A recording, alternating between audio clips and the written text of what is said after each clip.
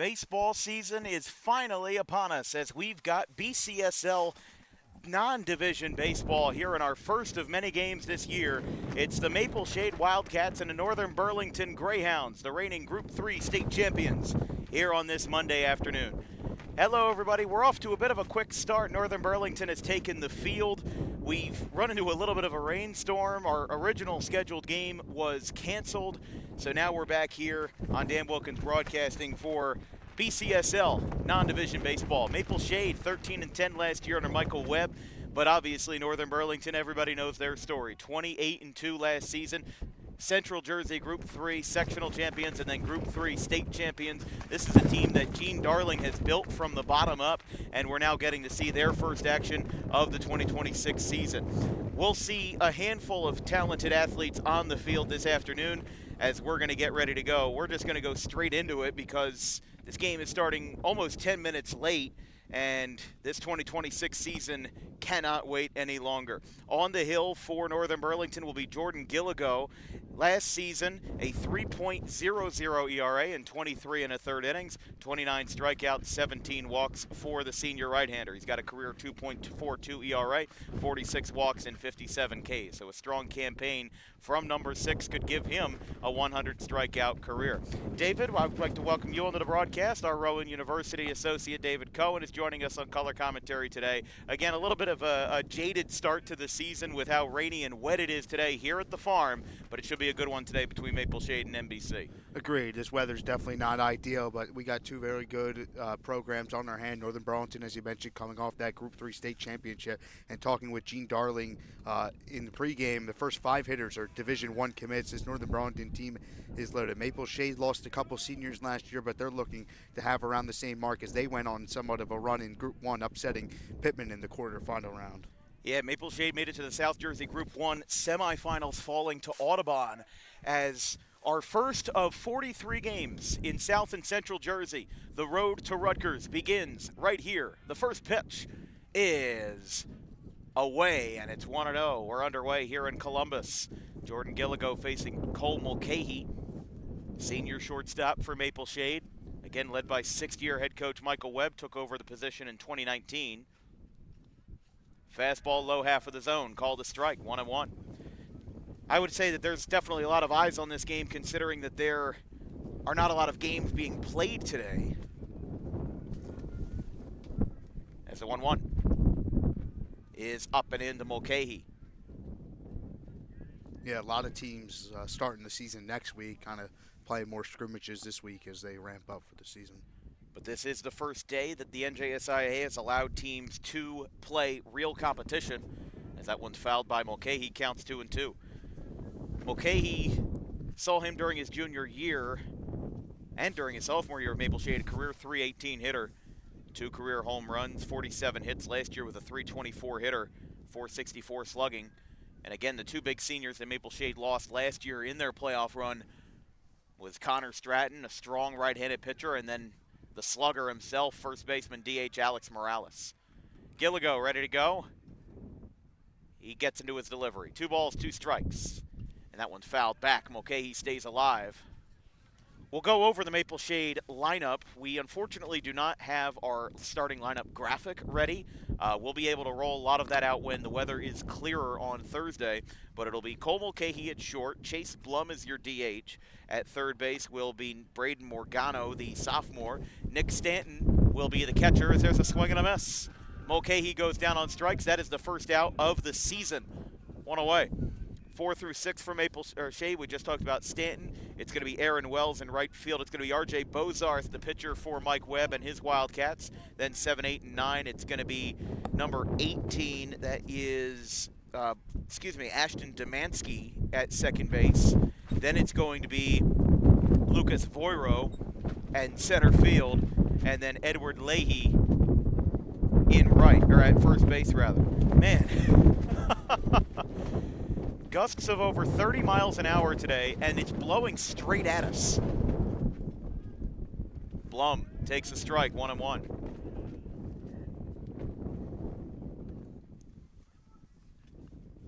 Yeah, Michael Webb and his crew went 21-3 back in 2021, probably the best season that they've had with Webb as the head coach.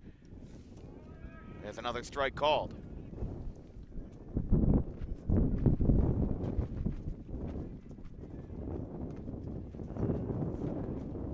One ball, two strikes to Chase Blum, the DH. Gilligo delivers. This ball skied over towards the first base line. It's going to go out of play. And it's 1-2. So this is our first of many baseball games this week, not only this season, but this week. We've got two JUCO games coming up Tuesday and Wednesday. Our CSJ Gloucester, the three-time NJSIAA Division III national champions, punching up some divisions. They play Hartford on Tuesday, Lackawanna on Friday, or rather on Wednesday, as there's a swing and a miss. Gilligo picks up back-to-back Ks, and it's now going to be the sophomore Morgano stepping in. Gilligo, he's got the off-speed working early here. Change-up, it looked like there for out number 2 and strikeout number 2 in that. As we said, Gilligo, 57 career strikeouts with the Greyhounds. Strike called, 0-1. Northern Burlington's first three in the bottom half of the first will be Wallawak at short, Cole Marchetti, the Rutgers commit, at third, and then Liam Vellet, the Fordham commit, behind the dish, batting third. There's a swing and a miss. No balls, two strikes. Definitely would be a strong confidence booster for this Northern Burlington team to strike out the side in your first inning of the season. As they look to, as we said, the road to the Rutgers last year, and the many years before that, it was the road to Hamilton, the road to Veterans Park. And Northern Burlington, if they had played their state final game at Veterans Park, it wouldn't have been very far, but they had to go up to Woodridge because of rain. That one is up and in. One ball, two strikes. Yeah, you mentioned your conversation, our conversation with Gene Darling before the game. First five hitters in this Northern Burlington lineup, all high-level commits. And that's why they were 28-2. There's a swing and a miss. Jordan Gilligo, 3 strikeouts to open up his season as he K's Maple Shade down in order. Wallawak, Marchetti, and Vellet will lead us off in the bottom of the first here on Dan Wilkins Broadcasting. Do not fear. Baseball is here. We'll be right back.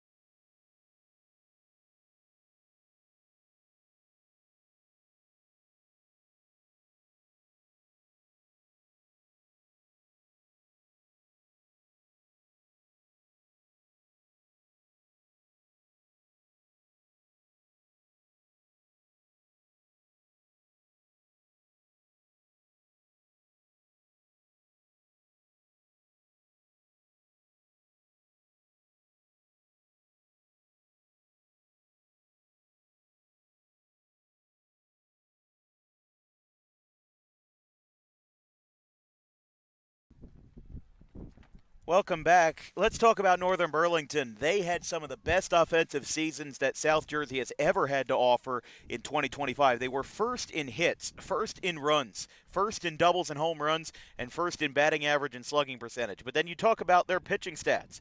Third in innings pitched, fourth best in South Jersey in runs allowed, third in strikeouts, and sixth in ERA with a 1.67. Best in South Jersey was the Gloucester Catholic Rams, who also picked up a state championship in 2025. But my goodness, what an eventful day it is, as on the hill for Maple Shade will be R.J. Bozarth. Had a very small sample size in 2025, only pitched 2 2/3 innings.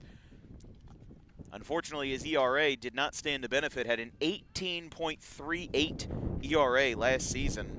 He's going to try to improve those numbers in 2026 as a sophomore. He did hit 267 at the plate, but he had 3 very short appearances. One versus Burlington Township, a game that Maple Shade lost 22-10. Then 2 more appearances versus Florence, and then Deptford in non-conference play. And actually, looking at his appearance versus Florence, through an inning and 2/3, 2 hits, no runs, 3 Ks, that seems more representative of his style than that Burlington Township game, because that one was an infamously infamously odd game. In a final score of 22-10, BT scored 19 runs in the 6th inning of that game as a ground ball out towards second base. Picked up, and the throw to first is in time. 1 pitch, 1 out for Bozarth. As Wallowak is retired, Cole Marchetti, the Rutgers commit, is in the 2 slot. And for the rest of Northern Burlington's lineup, we talked about the Fordham commit, Liam Vellet. He bats third. He's behind the plate. Batting fourth at at first base will be Logan Downey.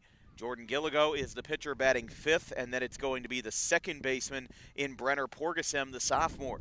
In the 7th slot will be Mark Klussman, another sophomore, in center field. And then in the 8th slot, it's going to be, number 15, Gavin Hoppy. Rounding out the order will be number 12, Will Alexiev, as designated hitter. First pitch to the left-hander, Marchetti. Outside and a little bit up, 1-0. As we mentioned, Northern Burlington led all of South Jersey in home runs last year, had 36 balls leave the yard. Second best was Cherokee, who had 28. Cherokee's kind of at a neutral field, but we were talking with Gene Darling about how hitter-friendly this ballpark is, as Marchetti ropes one foul and out of play, 1-1. This field, 348 feet to center, although it's a lot like Audubon's field in a sense where it's only hitter-friendly because of the limitations of the complex. Right behind center field is one of the school buildings here at Northern Burlington. It's the 1-1. Bozarth to Marchetti is low and in, 2-1. Marchetti committed to Rutgers, picked up a series win over Illinois in Big Ten play this past weekend. Won on Friday, lost on Saturday, and then picked up the rubber match on Sunday. That one's jammed foul. Got a little bit of light contact that time by Marchetti, and it's 2-2. But we talk about home runs, we talk about high-octane offense. Definitely could be a factor today in a game where it's 45 degrees, but the wind gusts are blowing upwards of 30 miles an hour straight out to center field. Bozarth steps off. Liam Vellet, the catcher, will be next.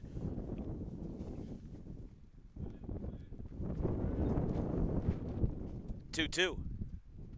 Low, 3-2. But if you're Northern Burlington, I mean, this is the first game of the season, and most everybody else has canceled or postponed their game that was scheduled for today. You can really get an early start, an early advantage by seeing these teams in actual in-game action this early after practices only started 2 weeks ago. There's a swing and a miss. Big punch out that time as Bozarth retires the future Scarlet Knight. And now we'll see the future Fordham Ram in Liam Vellet behind the plate. Yeah, your point about these teams being some of the only teams playing today in the state of Jersey, it's an advantage for both sides. Win or loss, you get your feet wet early this season. And both teams have another game this week. Northern Burlington against Bordentown on Friday, which should be a good one. So you get the experience and you get ramped up, and you have an advantage on the other team if it's their first game and you're already in your second. That one pops out of the glove of Stanton, goes back to the dish, and it's 1-0 to Liam Vellet. The senior class of 2026, 376 hitter last year, had 8 home runs for Northern Burlington. 35 for 93, a .731 slugging percentage. That one's low. 2 balls, no strikes. Big thing for Maple Shade here, though, a team that has not won versus Northern Burlington in their last 5 head-to-head matchups, with these two last playing in 2024, and B taking a 6-2 victory over the Wildcats. This being your opening day matchup, two teams that aren't foreign to each other, but maybe a little bit unfamiliar. You talk about, what Maple Shade's got to do. They're obviously punching up here. Group 3, the state champions in Group 3. I mean, this is a strength of schedule game, even though it's in your own conference. Maple Shade, a Group 1. They were the 5 seed last year. They can definitely get some points on their resume. Really, win or lose, this will be a quality loss for them, even if they didn't pick up the victory today versus Group 3. 3-0 will miss on the inside. And after a really strong start by R.J. Bozarth, he is not out of the woods yet as he gets a 4-pitch walk to the Fordham commit, Liam Vellet. And we will now see the first baseman, Downey, bat for Northern Burlington. Downey, the junior, hit .352 as a sophomore, 5 doubles, 1 homer, 25 hits all told, and a .352 average. Yeah, and you talk about Maple Shade. We mentioned the Northern Burlington game on Friday, which we will also be at Bordentown for. We had that game originally on our schedule. We did not have this game on our schedule, and we ended up picking up this game for a broadcast at about 12:30 today. We were supposed to have Wildwood and Bridgeton. We were going to be at the famous Alden Field in Cumberland County. First pitch, swing and a miss. Downey misses inside. We were going to be at the famous Alden Field, but got the text around 11:30. Game was postponed versus Wildwood. And then I say, well, I got one shot to pick up a game, and it was this one. Gene Darling gave us the go-ahead. Thankful to him for it. That one gets away, or not. That one misses away, rather, 1-1. Still early in the season for all of us. But the pitcher, Gilligo, will be on deck if the inning continues. A grounder to second and a strikeout, and now a 4-pitch walk from Bozarth have been the performance markers so far here in the first inning. 46 degrees today here in Columbus, and, well, there's a reason why they call it Northern Burlington County, because we are in Northern Burlington County.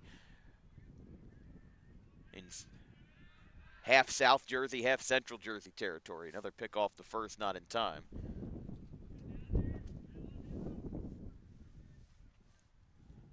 Weather should be warmer, though, later this week as we get deeper and deeper into the start of the regular season.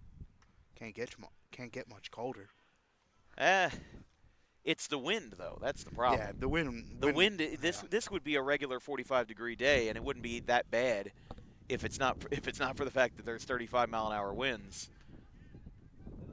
That's what gets you. 2 balls, 1 strike.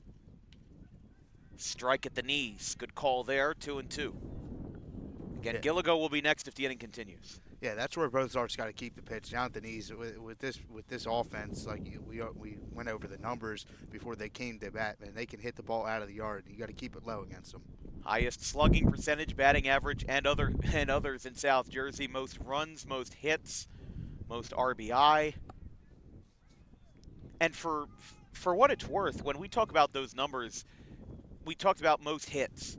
Yeah, it's a strong number. It's something around 320.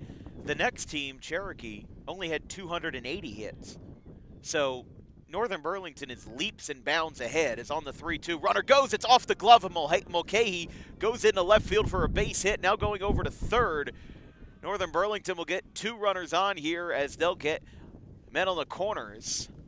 And they'll extend a 2-out rally as that one takes a carom off of Cole Mulcahy. And now Gilligo will try to help his own cause out of the 5 slot.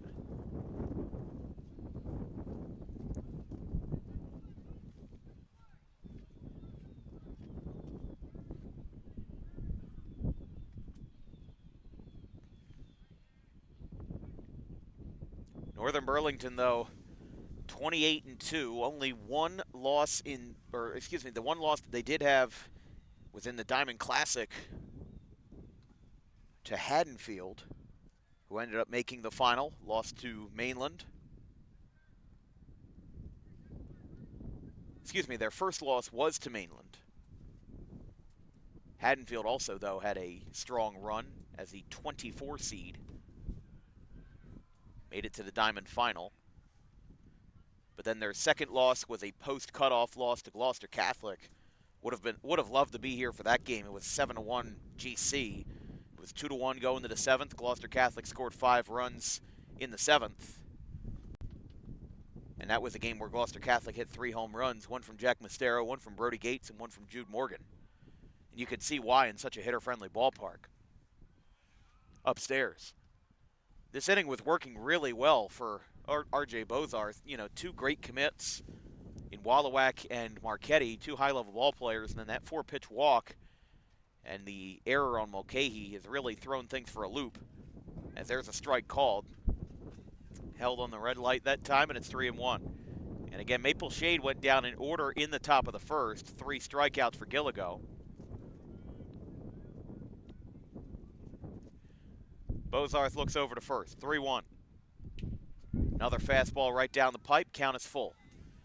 Maple Shade will bat 4, 5, and 6 in the top of the second here from what they call the farm in Columbus. It'll be Nick Stanton, Aaron Wells, and the pitcher R.J. Bozarth. 3 balls, 2 strikes, 2 outs, and 2 on. Ground ball, third base side. He will throw it over to first. It's a low throw, and it's in time to retire the side. So a great collection that time to recover and get the throw as Morgano saves it to keep this game scoreless. A bit of a rocky inning for Maple Shade, but at the end of the day, no runs on the board. We go to the second here at NBC Regional. It's no score.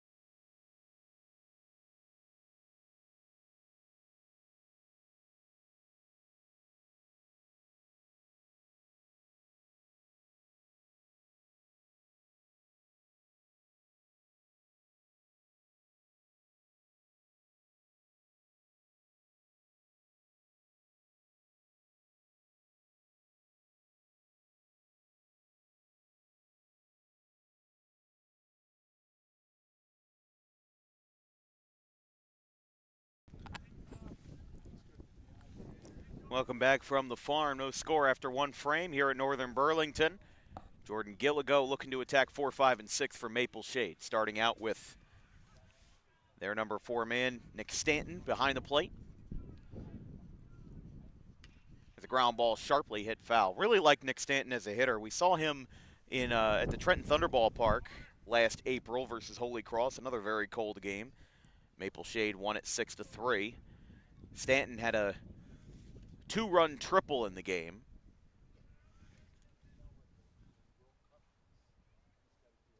Oh, 1 to Stanton. Wavers at 1 low and away. Got that pitch to drop on him, and it's 0-2. Stanton, .295 hitter last season. In his career, .298. Had a very strong sophomore season with a .317 mark. But Gilligo on a roll, attacking the middle of the order, and there's a ground ball. Put in play, but foul down the third base line for Stanton. 12 RBIs last season and 61 at-bats, 9 walks, 6 hit by pitches. But a .298 career hitter, .411 slugging percentage.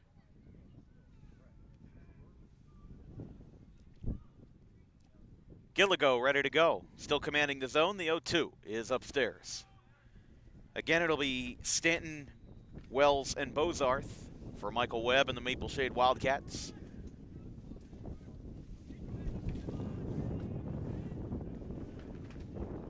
1-2. Low.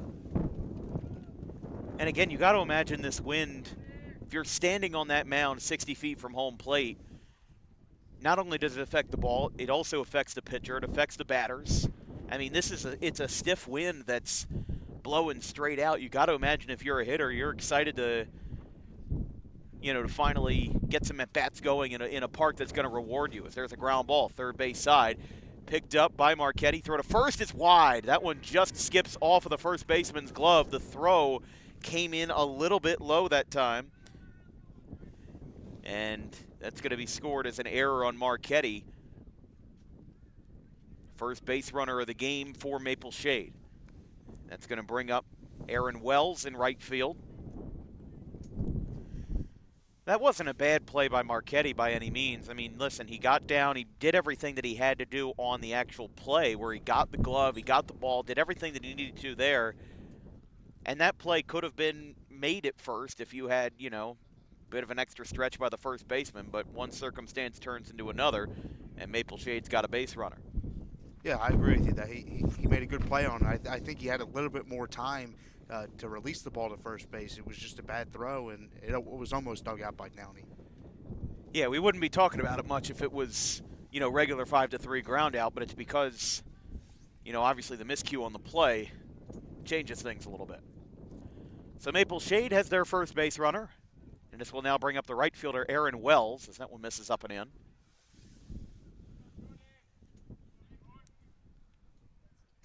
Maple Shade last year the 5 seed in South Jersey Group 1, defeated Clayton in the first round and upset Pittman on the road in the second round. They fell to Audubon 4-1 in the Group 1 semis, and Audubon themselves would go on to lose to Shalleck to give Shalleck their first sectional crown since 1992. Gilligo, though, committed to Wagner, the Division I member of the Northeast Conference out of Staten Island, New York. Got Craig Noto over there as the head coach. Longtime mainstay in New Jersey, as there's a throw over to first, not in time. I mean, they've recruited a handful of great talents in South Jersey. Bit of a... I don't know what happened there. They're calling time. He dove in the first on the pickoff attempt and then was slow to get up for a little while. I didn't know if he got hit with the ball or what the deal was, but unless the first baseman was trying to hold on to it to try to give him a hit and ball trick, but Maple Shade wasn't falling for it. I don't even know exactly what happened, but it's 1-2 here to Wells. The pitcher, R.J. Bozarth, is in the on-deck circle. Gets jammed. They're going to say it's a dead ball. That couldn't have felt good. I was just about to say, I really feel bad for Aaron Wells. It's 45 degrees, 30-mile-an-hour winds. That's got to feel like just a knife going straight through your hands. I've had plenty of those when I played. Cold day. You don't even really want to put the bat in your hands because it just hurts to hold it.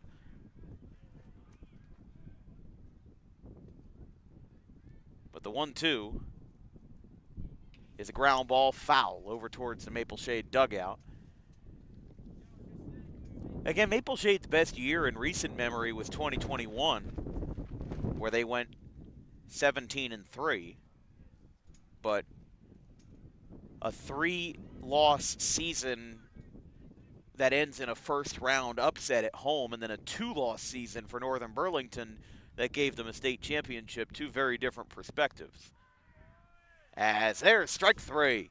Gilligo sets down Wells looking. It's his 4th strikeout of the afternoon, and that error is now is really the only thing holding them back from the minimum, as it'll now be the pitcher, R.J. Bozarth, stepping in with one away here in the top of the second.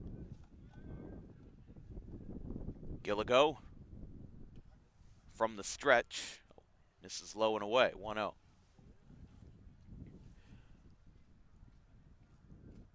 Yeah, a handful of other games being played today. West Hampton Tech in Pemberton, Holy Cross Prep in Delran. I would say a good 80% of the games being played throughout the state today are all BCSL games. That one gets jammed over towards second base. It's going to trickle into right field. No, it's going to go to shallow right. Now the ball gets away. Throw to third is in time. Unbelievable. That ball got away from the first baseman. Somebody from the infield came in to corral the throw, and the lead runner is out at third. That was Gilligo. That was Gilligo picked that up. He was backing up. That's a good play. That is a fantastic play. Pick up where you left off.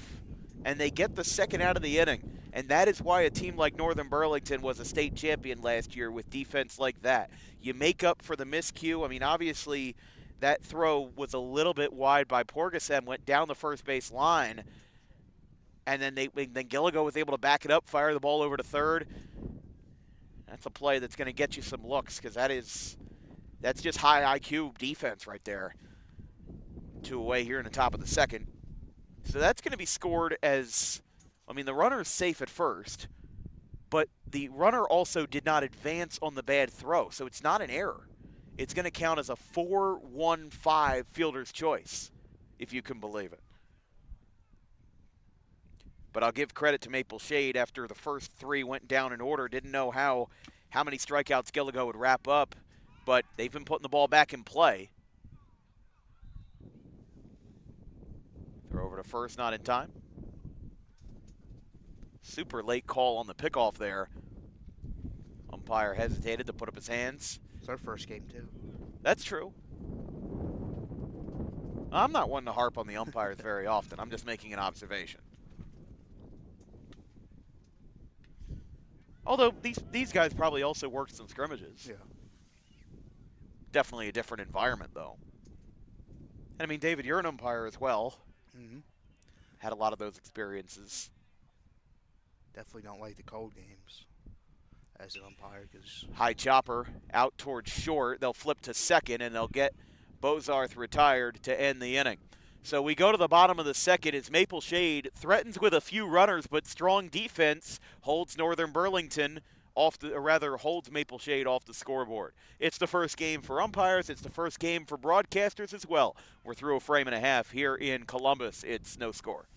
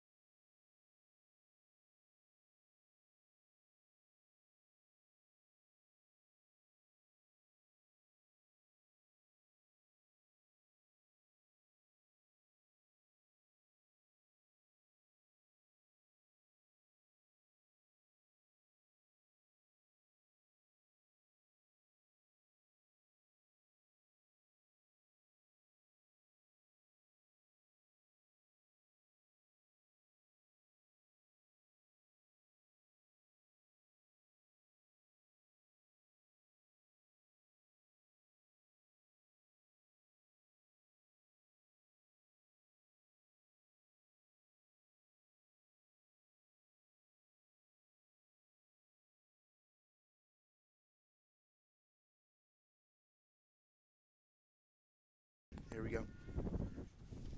Welcome back from Northern Burlington. No score here in BCSL action between Maple Shade and Northern Burlington. I'm Dan Wilkins, joined by David Cohen of Rowan University on the call.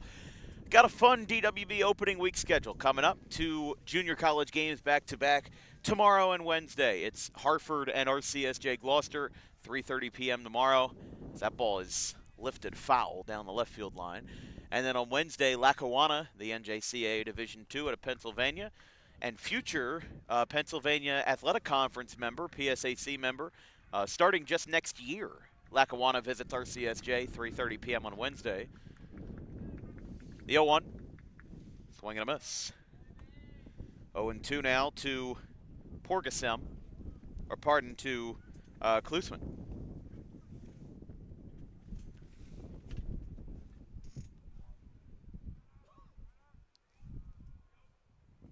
No, this is Porgasem. I apologize. Ball's hit down the left field line. It's foul. Still 0-2. So it's 6, 7, and 8. Porgasem, Klusman, and Hoppy for Northern Burlington.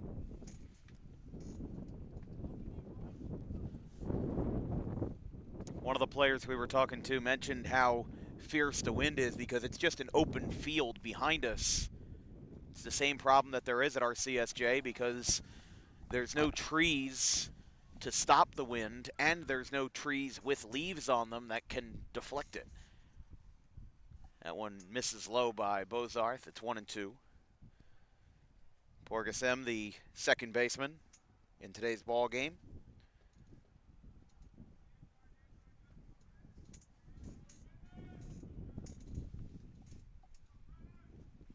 Bozarth set the 1-2. Grounds it. Past Mulcahy in the left field. That's a base hit. Picked up in left, and that'll be the base hit for Northern Burlington to lead off the bottom of the second as the Greyhounds look to provide their first offense of the afternoon. Just a really good piece of hitting there. I mean, I like the fact, listen, 0-2 count, you're obviously thinking be protective, don't let yourself go down. Well, he takes ball one. Obviously, zone opens up a little bit for him, was able to get one inside the half of the plate, and didn't get a lot of distance on it, but he was able to get it on the ground, get it in between Morgano and Mulcahy at short, and just get it in left field. And that's just one way to get a base hit, especially for somebody that did not have a lot of at-bats last year. Always good to see that. Yeah, hit the ball hard through a hole. That's what you like to do, especially in a 2-strike count. That one's low. For Brenner Porgasem, that's actually his first at-bat with the Greyhounds as a sophomore. So 1 for 1 for Brenner Porgasem. 1 ball, no strikes now to Klusman, the center fielder. It's a ground ball foul. Mark Klusman, a sophomore, also his first at-bat with Northern Burlington. Got to imagine that the starting pitchers are most likely going to be on pitch count limits, not only with the weather, but with the fact that it's kind of our version of week 0. You know, everybody else starts on the 30th or the 31st or even April 1st.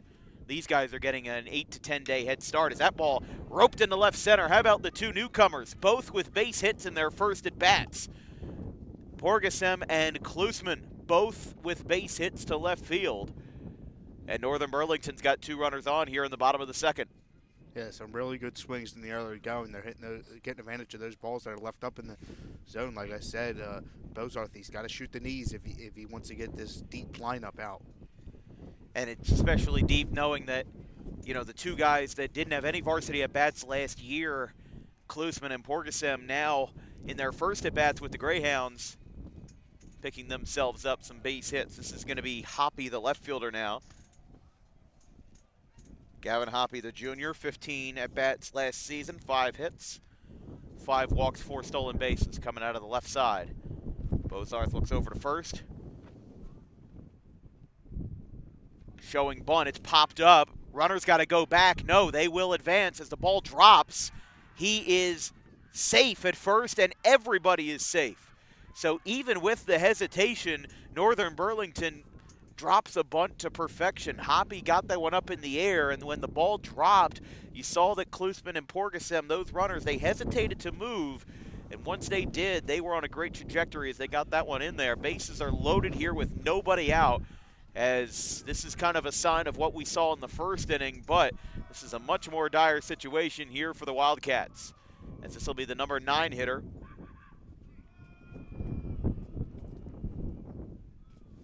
Swinging a foul tip for the DH Alexiev. Will Alexiev, just 2 at-bats last season, 1 RBI. So really everybody from 6 on down, the last 4 hitters, had 15 at-bats or less and only had a combined 17 at-bats in the 2025 season for the Greyhounds. Strike called. 0-2 now. And even if Alexeyev doesn't get anything going here, you still would have the bases loaded for Wallowak. And then if he doesn't get anything, you got 2 outs from Arquette. So really, not a lot can go wrong here for Northern Burlington. But Bozarth does get back into it with a 3-pitch strikeout, 1 away.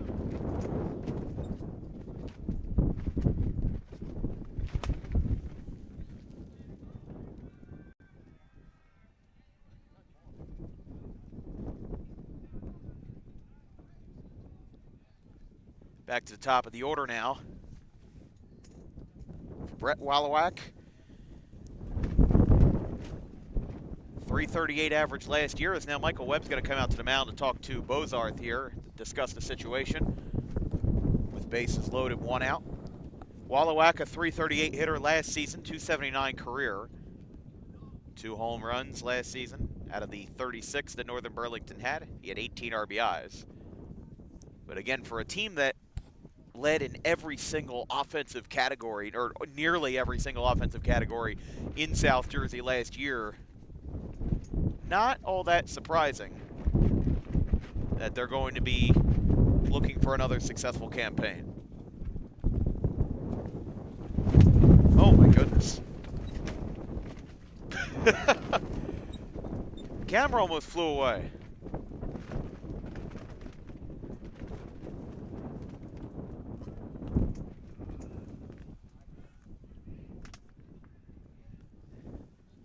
I think this is more of a desperate plea to Mother Nature.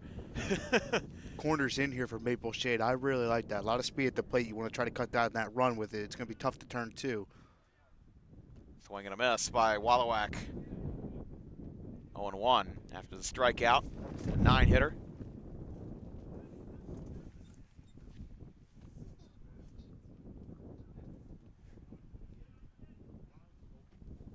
Inside, 1-1.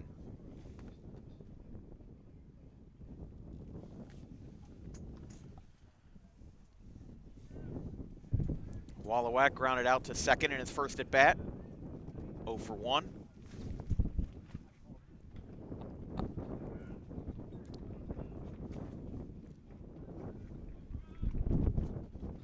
That one's low and away. I think right now, if you're Northern Burlington, though, you're not really rushing to get anything going here. You know that you have a lot of offense in the tank, and you know that you've got a lot of guys that can get it done. So even that strikeout to start out of the 9 slot, you're not all that concerned about. There's another swing and a miss. Bozarth's doing exactly what we were talking about, where he goes to the knees there. He goes to the lower half of the zone. He's able to get a lot of swing and misses that way. And he's going to get a lot more swing and misses at the lower half of the zone than he does if he specifically attacks the inside or the outside. Because Northern Burlington, if you throw inside, they're going to attack it. That one's away, 3-2. Again, when you're facing a team that's this good, and a team that also only won 14 games 2 years ago, just an unbelievable rise that the Greyhounds have had. As here's the 3-2, swing and a miss. Another big strikeout that time for Bozarth, and that's now going to bring up Cole Marchetti, who's going to try to break the ice, literally, and get the first run of the ball game for the Greyhounds.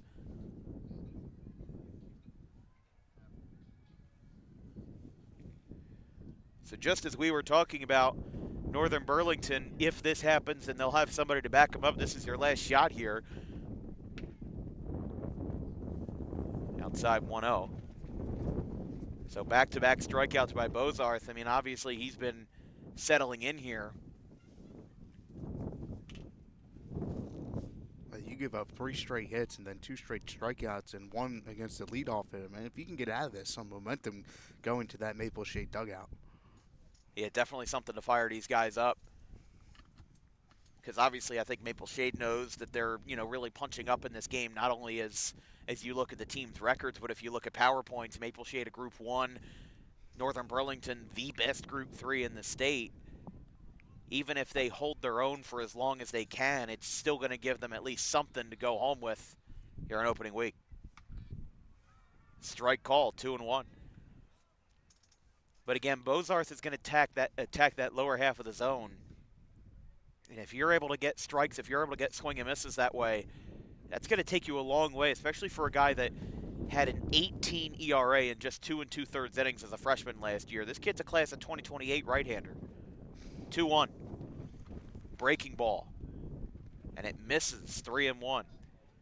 What you don't want, I mean, it's obvious to say, but a bases-loaded walk, I think, would really derail Maple Shade's plan here and maybe would give Northern Burlington a bigger advantage than we'd expect. But 3 balls, 1 strike. To the Rutgers commit, Cole Marchetti. And that will miss inside. So that will score the first run of the game on a bases-loaded free pass. Marchetti will go down to first. Everybody station to station. It's going to bring up Liam Vellet, and Maple Shade's efforts to get out of the inning unscathed are unsuccessful, and it's 1-0 Greyhounds.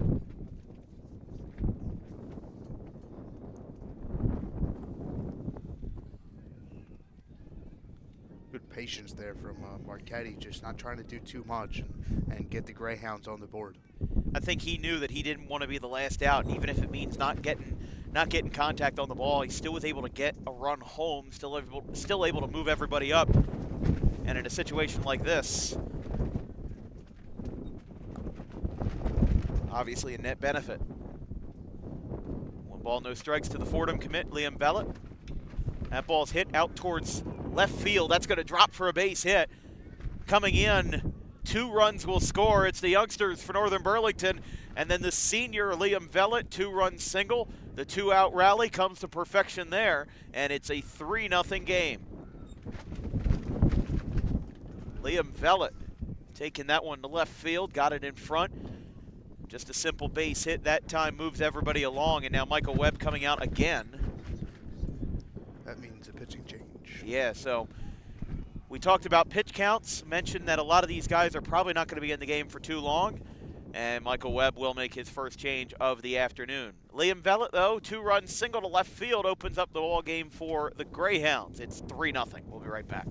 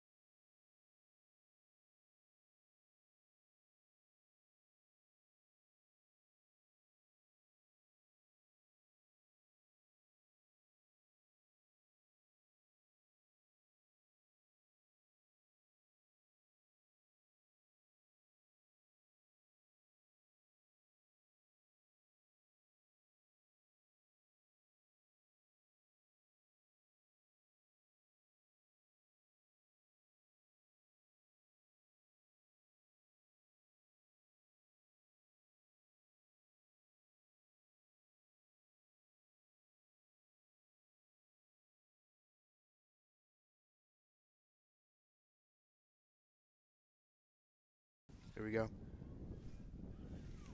Welcome back here from Northern Burlington. Chad Blum, the left-hander in the ball game, as it's a 3-0 ball game in favor of the Group 3 state champions in 2025, Northern Burlington. Here's the first pitch from Blum. His brother, Chase Blum, at the DH position, batting second today, but Blum, another pitcher who we saw in one of the other Maple Shade games we covered. We saw them twice last year, once versus Bordentown, also on opening week, and then the Holy Cross game over at the Trenton Thunder Ballpark. This one's fouled back. One thing that I'll say is that a little bit disappointed that we don't have any Trenton Thunder appearances or high school games scheduled for us this year, but I do understand that there are a lot of renovations going on at the ballpark, so they may not be playing a lot of high school games, if any, at the stadium. I haven't seen any scheduled online, or any at least from the South and Central Jersey conferences that we cover. It counts 1 and 2. Because we covered 3 games there last year, and all of them were fairly competitive. You have Maple Shade, Holy Cross, and then we had a South River and J.P. Stevens. Julius Rosado, who's also at Rutgers now, a true freshman there. He had a home run that literally went into the parking lot. It cleared the ad boards, it cleared the fence, it cleared everything. There's a reason why that kid's over in New Brunswick right now. As Chad Blum stops the bleeding with a 2-out K, and the side is retired. But a bases-loaded walk and a 2-run single by Liam Vellet send us to the third with a 3-0 Northern Burlington lead.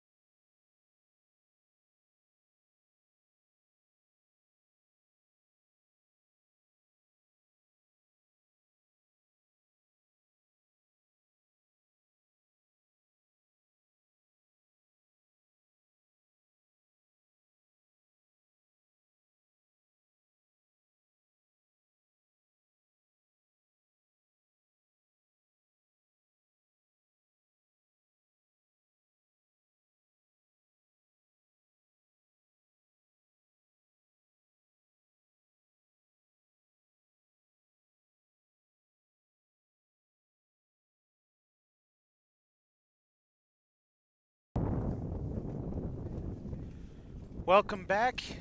That video is not deceiving you. The sun poked out here in Northern Burlington as the first pitch fouled back. As we start the third. Gilligo, 5 strikeouts so far. Maple Shade has been a little bit unlucky with the base runners. There's a swing and a miss. Don't have a hit yet, though. They reached on an error by Cole Marchetti, and then they had another runner reach via fielder's choice on that weird 4-1-5 fielder's choice over in the second inning. 0-2 is strike 3. Make that a half dozen for for Gilligo. And that'll be Demansky down on strikes.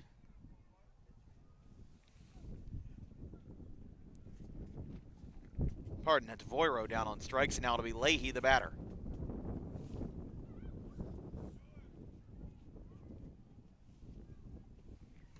Outside. Weird thing about today was that the rain was only supposed to be overnight. Was supposed to end at 2, 3, 4 in the morning, and any postponements that would have happened would have been directly from the overnight rain. But the rain persisted. It was there when I left for work this morning. It was persistent. It was even raining on the way here, and it actually was raining just at the start of the broadcast. Leahy on the ground foul. But the thing is with Northern Burlington now that you got a 3-run lead, you could attack 8, 9, and 1 here. Mulcahy might be able to get on, but other than that, you know, you're going to be talking about your bottom 2 and then the top of the order. You want to get this Maple Shade bottom half of the order retired as quickly as possible. And then you can worry about the meat of the order and Mulcahy and Blum and and Stanton and the rest of them. 1-2. Away. 2 balls, 2 strikes. Well, we had the sun for about 2 minutes. Not even. Like a minute, and then we were gone. There's the 2-2. Swing and a miss. Leahy down on strikes. That's 7. Maple Shade, they got to lay off that off speed. It looks like a slider, curveball. It's working for Gilligo. Maple Shade's got to try to lay off of it. Yeah, no hits for the first rotation of the order. Never going to bode you well. As now it'll be Cole Mulcahy, the shortstop, leading off. Or I should say back to the top of the order. First pitch from Gilio. There's a strike. Right down the pipe that time. So Chad Blum will be back in the game in the bottom of the 3rd, it looks like. Was able to stop the bleeding after replacing R.J. Bozarth.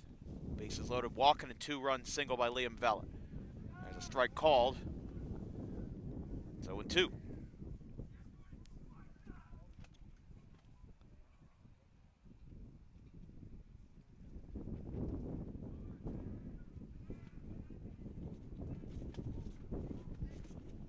Mulcahy versus Gilligo. Gilligo in his windup in the 0-2. It's a swing and a miss. Jordan Gilligo strikes out the side, and he's got a grand total of 7 Ks here in the first 3 innings. He has been rocking and rolling so far, and Northern Burlington now has some offense to back him up. It's 3-0 going to the bottom of the 3rd.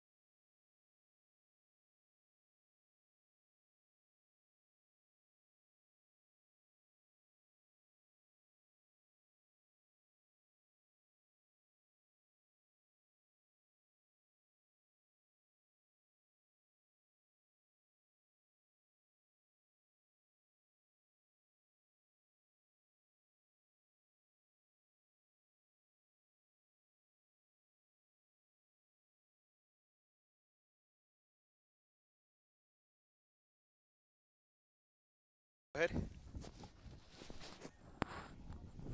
Welcome back here from the BCSL Burlington County Scholastic League, our opening day here in 2026.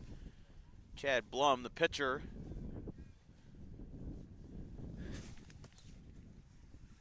That one misses. 1-0 to start the bottom of the third, as it'll be 4, 5, and 6 for Northern Burlington, starting out with the first baseman, Downey.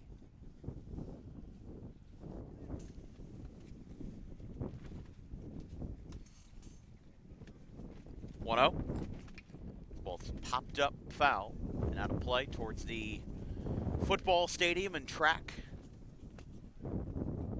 here at the home of the Greyhounds.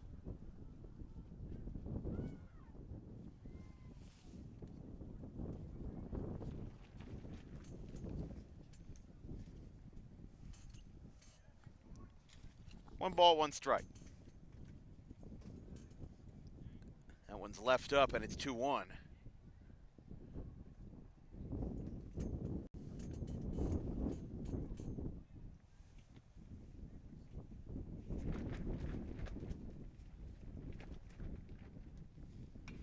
Ball's roped out towards right, looking at it, and it's going to go down the line foul, and it's 2-2. So 4, 5, and 6 to bat here for the Greyhounds. They're going to try to get some more runs on the board. Picked up a bases-loaded walk and a 2-run single in the bottom of the second.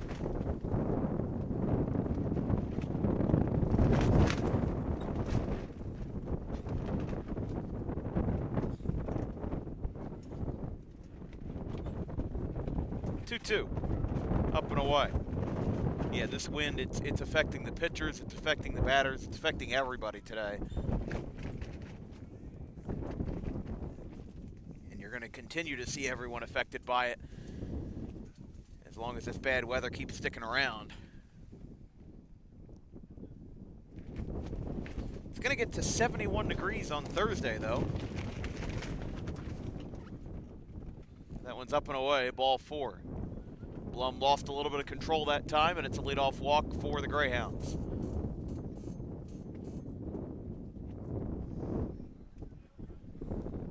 So they'll now bring up Porgesem. Had his first varsity hit in his first varsity at bat in the bottom of the second inning. Came around to score on the bases loaded walk.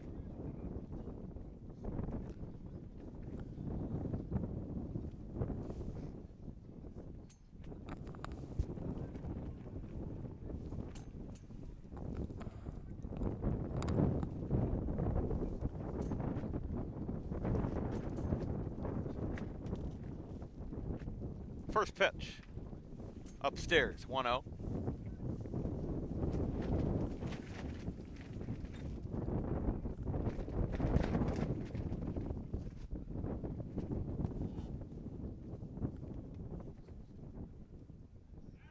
Lefty throw over to first on the pickoff, no good there. Literally almost got picked up off my feet that time. It's actually incredible how bad the wind is today. Here's the 1-0. What's up? We had a game one time, so that's a 2-0 count now to Porgesem. We had a game where it was Cherokee and Lenape back in 2024. It was at Lenape, another field like this where you have just an open field behind you where that wind just gathers. Because again, there's nothing to stop it. If there was a row of trees behind that JV field, I honestly still don't know what it would have done because there's no leaves on the trees. That's why the wind is so intense in February and March, because when it's wintertime, when all those leaves are off the trees, it just really, it festers. It allows to really ramp up. The count's 2-2. 2 swings and misses that time from Blum, gets him back into the count. And like I said, I go to Roman College of South Jersey in Deptford, and it's the exact same way at their baseball field. Very windy every single day. Could be a beautiful day. Could be windy nowhere else in the state, and it would still be windy down there. But it's advantageous at times, and it's disadvantageous at times. If it was 70 degrees today, the ball would be flying off the bat a lot better, and we'd see a couple long balls. But with the wind this stiff, and it's blowing out, we'll see if somebody can clear the fence. Strike 3 called. Porgesem, that's right around the knees. And Blum picks up his second strikeout for the first out of the third. A good at bat there for Blum. He was down 2-0 early and got the strikeout looking there. Well, 1 out. I'm laughing at the walk-up music for Klusman, the center fielder. The Duck song. I didn't think that kids that were in high school today knew that song. That was the thing when I was, in elementary school. Gotta love a good Duck song. When the Duck walked up to the lemonade stand and he said to the man running the stand, "Hey, you got any grapes?" As all lemonade stands do. Yeah. Here's the 1-0. Got to get into midseason form, David. That was popular. I want to say 2012, 2013. I mean, I make it sound like I'm way older than like I am. 40, yeah. Yeah, no. I'm just surprised that, it's still relevant with the high school kids. Foul tip. 2-1. Our next high school game will be on Thursday in the Cape Atlantic League between Oakcrest and Buna, two opponents in the Cape Atlantic National. Their first game will be on Wednesday, so we'll be picking up Game 2 of that back-to-back series, as all Cape Atlantic divisional series are. Chases that one high, 2-2. Yeah, I mean, when Bozarth was on the hill for the first inning and 2/3, the very clear approach was that attack the lower half of the zone, because that's where you're going to get the most swings and misses. But here, I mean, Blum's a little bit all over the place, but he is still getting some weak contact, and he's getting some strikeouts as he Ks up Klusman that time for the second out of the third. And it's now going to bring up Gavin Hoppy, the left fielder. Lefty-lefty matchup here with one on with a base hit. They got us to the runner on first. First pitch, a strike called. And then on Friday, we'll see Northern Burlington again on the road at at Bordentown. Their wonderful complex over there. David and I will be on the call for that one as well. As this one gets away in the dirt, and it's enough to send the runner down the second, so.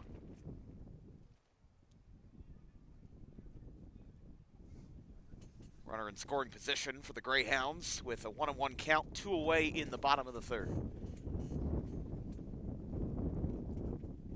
That is Otto at second base. Pinch running for the pitcher Gilligo. 1-1. That one is low, saved by the catcher Stanton.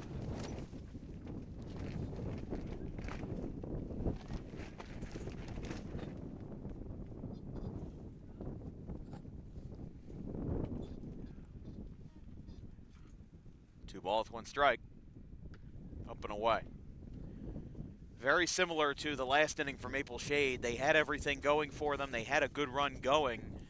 And then with 2 outs, just a couple of mistakes, couple of miscues have given Northern Burlington a bit of a go-ahead here. As Blum, the 3-1, is a strike called outside corner. 3 balls, 2 strikes.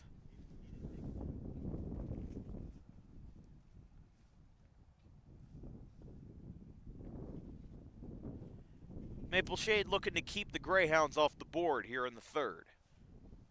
3 runs came across all in the second inning for the Greyhounds. Bases loaded walk and a 2-run single by the backstop, and that's going to be ball 4. So the 2-out crusade continues. And it'll be Alexiev, the DH, out of the 9 slot. Like we said, the 6 through 9 hitters for Northern Burlington had a combined 17 at-bats last year.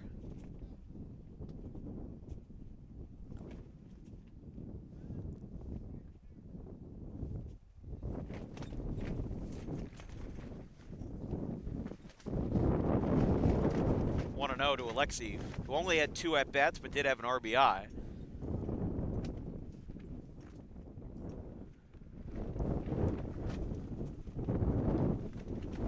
Upstairs, 2-0.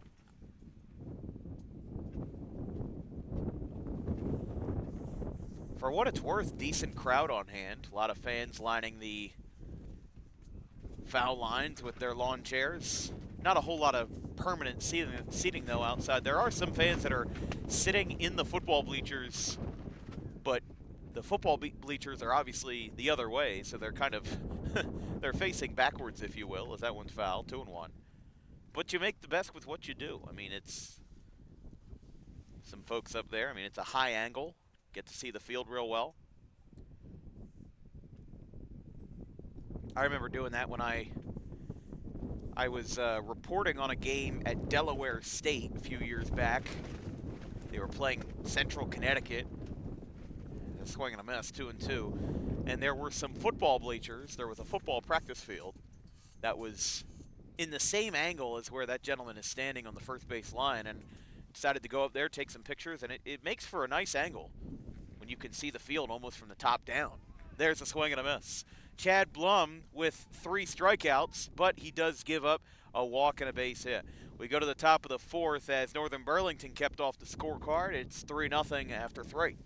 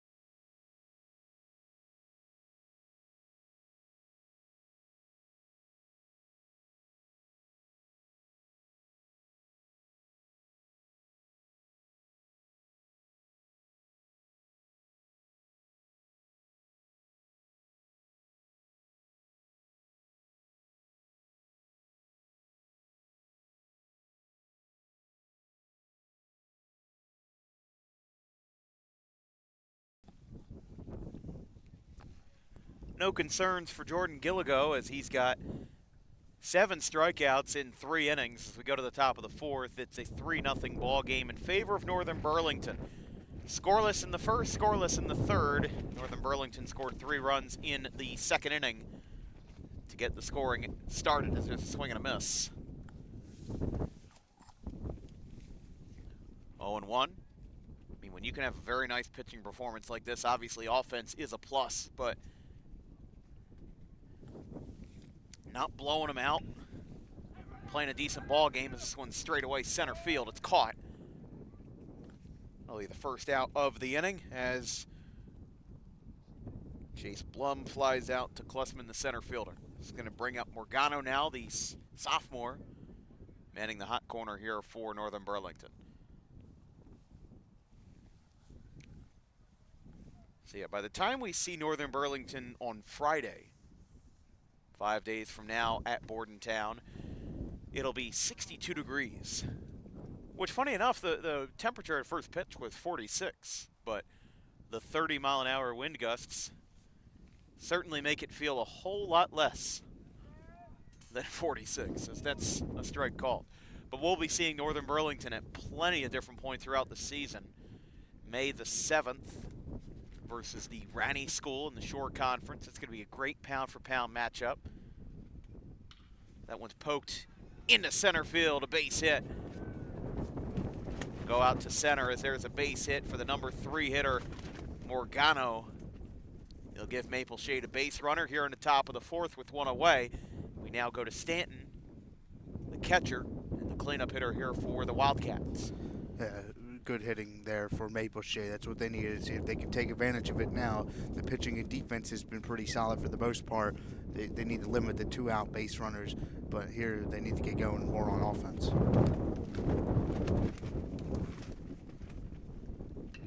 Stanton down the left field line. It's straight away, and it'll be caught.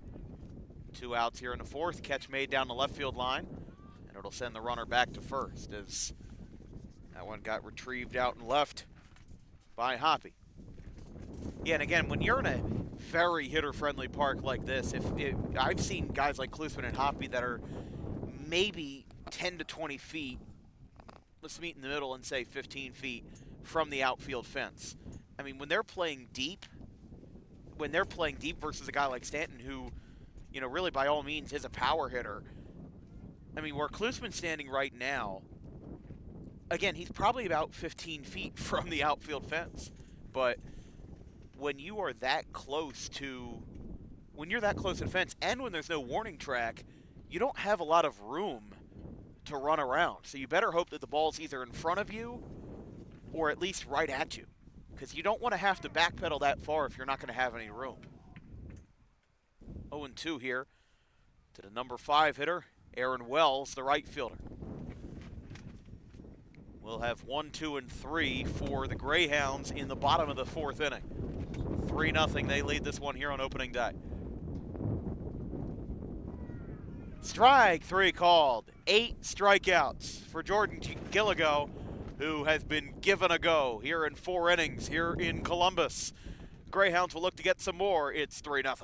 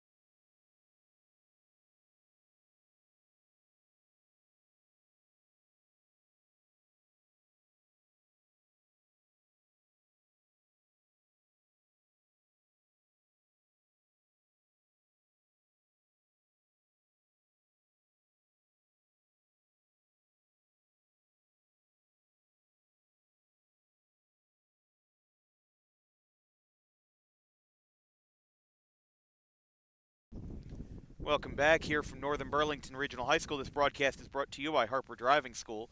Over 90% of students who take their New Jersey State driving test with Harper Driving School pass on their first attempt. You can book an appointment today at Suite 4 of the Total Turf Complex in Pittman at 614 Lambs Road.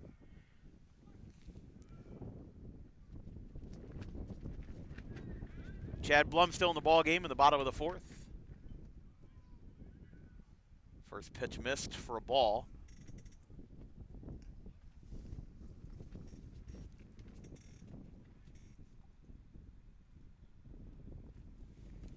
One, 2, and 3 for Northern Burlington in the bottom of the 4th inning. So it's Wallowak, Marchetti, and Vellet.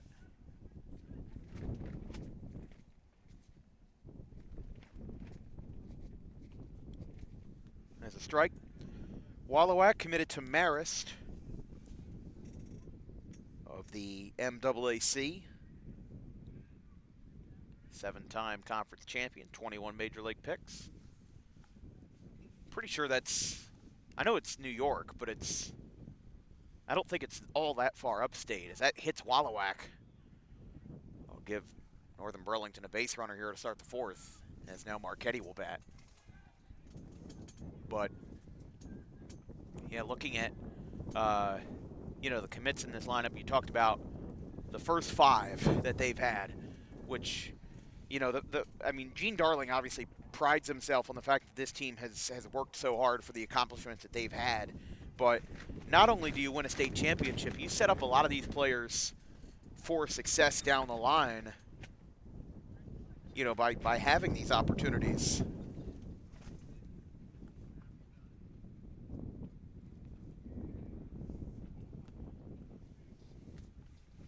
One and 0 to Marchetti.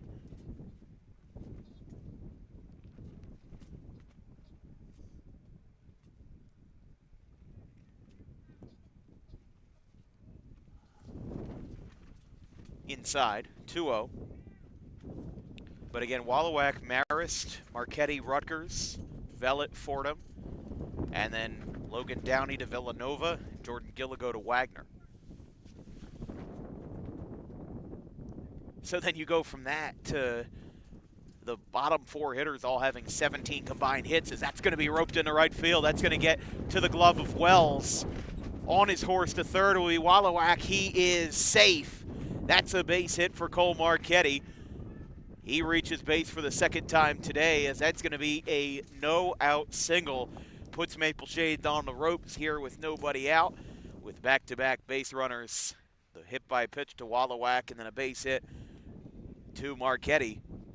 Yeah, good piece of hitting again. But going back for a moment, you mentioned Northern Burlington. They have all these Division I stars, and it's something to take an eye at. I mean, like some other schools around here, they have 5 Division I's and 5 Division I players in 5 years. Northern Burlington has the opportunity for 5 Division I players in 1 year and to start this lineup.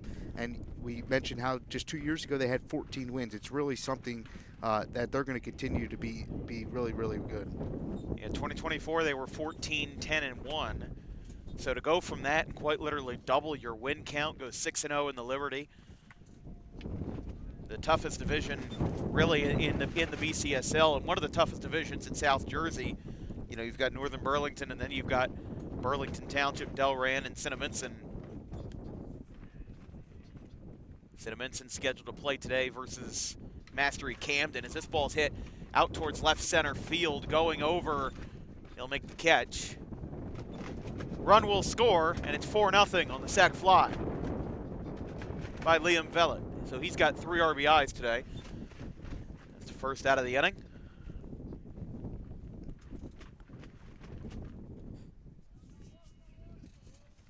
This will bring up Downey. Again, I apologize for the fact that, when we do commentary for these games, I'm usually a lot more lively. I've usually got a lot more energy. Please forgive me. It's 40 degrees, 30-mile-an-hour winds. I very well could have stayed home today. And, maybe something's telling me I probably should have. But when we're back on the air on Thursday, I promise I'll have a little bit more energy. Just got to stick through it is all. As it's 4-0. Runner on first for Northern Burlington after the sacrifice fly by Liam Vellet. That one gets away. Passes from Stanton on his horse down to second. Marchetti gets in there standing. And it counts 1-1. To Downey. Again, a Villanova commit. Now that baseball's back at LaSalle, got a lot of baseball programs back in the Philadelphia area. Obviously, St. Joe's not having a bad season. And LaSalle picking up their first conference win, or their conference series win. They beat Davidson this past weekend. They've had a lot of South Jersey talent recruited to their team as well. They have 11 players on their active roster that have come from a South Jersey school. I mean, you talk about Josh Manganiello, a couple other names I'm missing. Lucas Edwards. Yeah, Lucas Edwards, Bishop Eustace. Think Dante Bell, the class of 2026 third baseman, is headed there. Josh Litsky. But when you can add another program that can really thin out, or I should say expand, who gets recruited to local schools, That obviously helps. I mean, think about it from the perspective of the gridiron. Salem Community College adding football this next year, that is going to do wonders for players that are leaving high school and don't have a future carved out for football. You can play a year or two under Jay Accorsi at Salem, and then you can go to a 4-year school. And for LaSalle, adding baseball as a Division I program, that adds another avenue for these players in Philadelphia and the PCL, Delaware County, Bucks County, and South Jersey as well, that can get a lot of players recruited. The more programs there are, the more these players will be looked at. You know, like there's a map somewhere of Division III universities in NCAA, and there are not a lot at all in anywhere really west of the Rocky Mountains. You know, there's a whole bunch over in the East Coast, but it's something like 80% of the Division III colleges that participate under the NCAA Division III banner are all east of, let's say, the Dakotas, Kansas, Nebraska, that line, and another good 60% of them are east of the Mississippi River. So, runner goes. The lead runner went. Now they backpick to first. Now they've got a pickle. Runner's in between third and home. They're going to get him in. That run is going to count on this pickoff here because he did score before the out was made. Damage has already been done, and they get the out at first. So the run will count. Well, I mean, there was only one out anyway, so I guess the run would have counted anyway. But it's 5-0 now, as just like that, the base is empty. We had runners on first and second. Marchetti ran for third, got himself that extra base.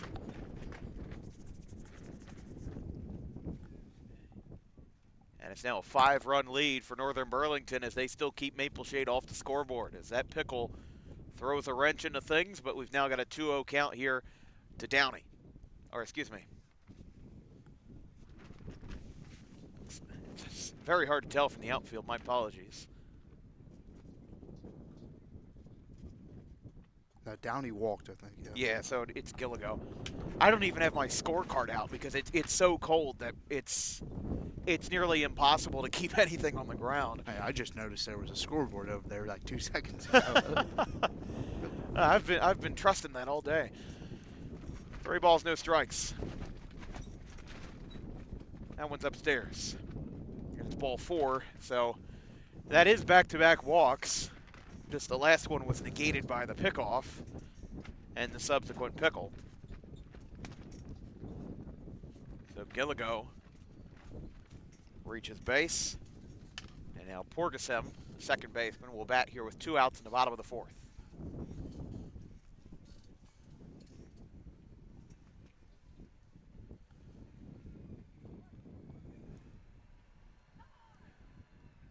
Blum, the left-hander, misses inside.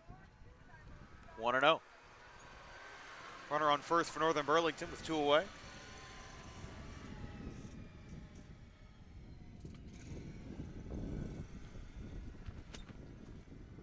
Blum delivers. Chopped foul. 1-1.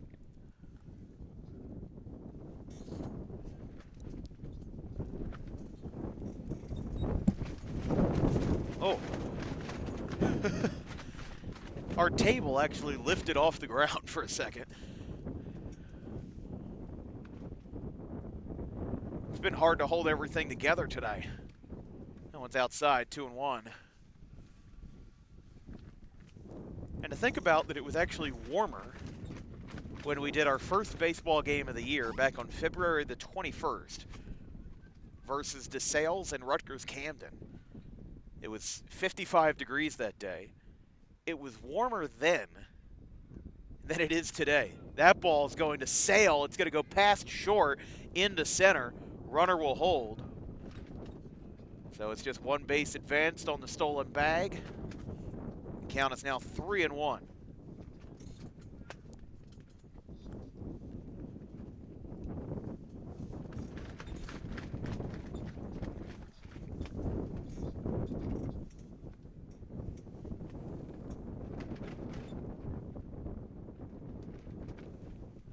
5-0 Northern Burlington. Here's the 3-1. That's ball 4. So now 2 runners on for the Greyhounds. As it'll be Klusman, the center fielder now.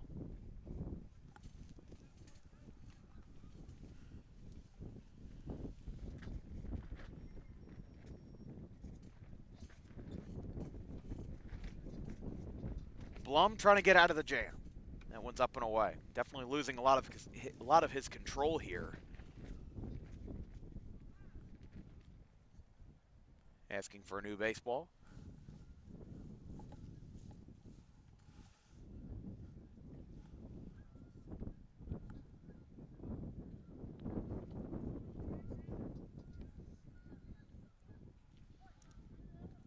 Last time these two teams played was April of 2024, Maple Shade versus Northern Burlington. Northern Burlington won that game by a score of 6-2. Northern Burlington has also won all 5 of these two teams' head-to-head matchups. And again, Maple Shade, these two teams not playing in the same division, dare I say that this game matters more for Maple Shade than it does for Northern Burlington because it's non-divisional, but Maple Shade trying to do the best they can in a Group 3 environment and to try to succeed as best as they can as they prepare for a long and daunting regular season.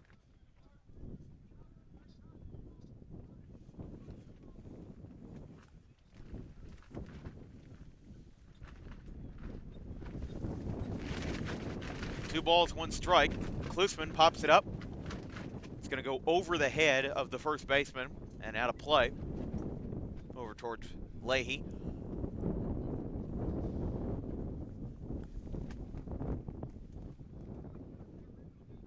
Two spot for Northern Burlington. Sacrifice fly and a run that scored in the midst of a pickoff over at first base. Kind of weird how that happened, but it was 1 out in the inning, and you saw runners on first and second. One runner went, the other held, and then Blum, not a pickoff. They went for the back pick over at first, and then run was able to score as Maple Shade wasn't really looking at the runner between second and third as there's a swing and a miss. Chad Blum with 5 strikeouts. Northern Burlington adds on 2 more. We go to the top of the 5th, 5-0 Greyhounds.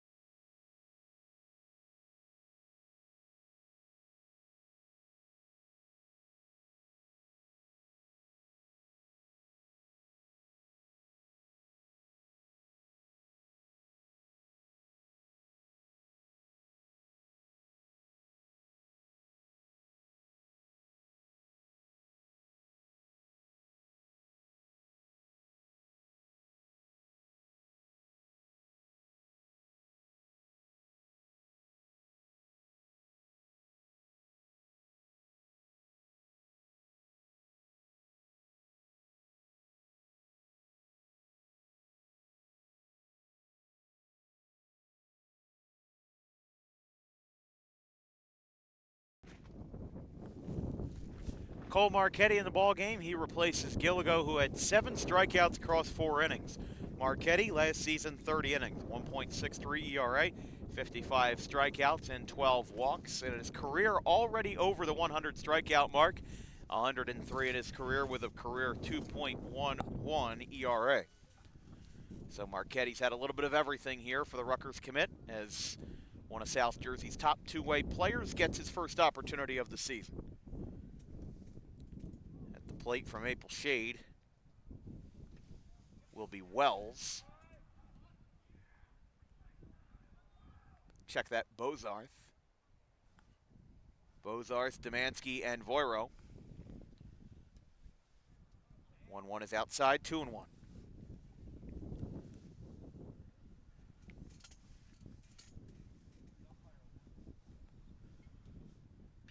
2-1, grounded foul, got behind it.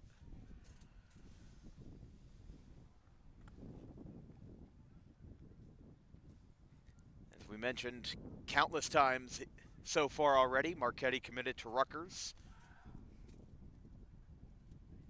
That's a 2-2. Just missed inside.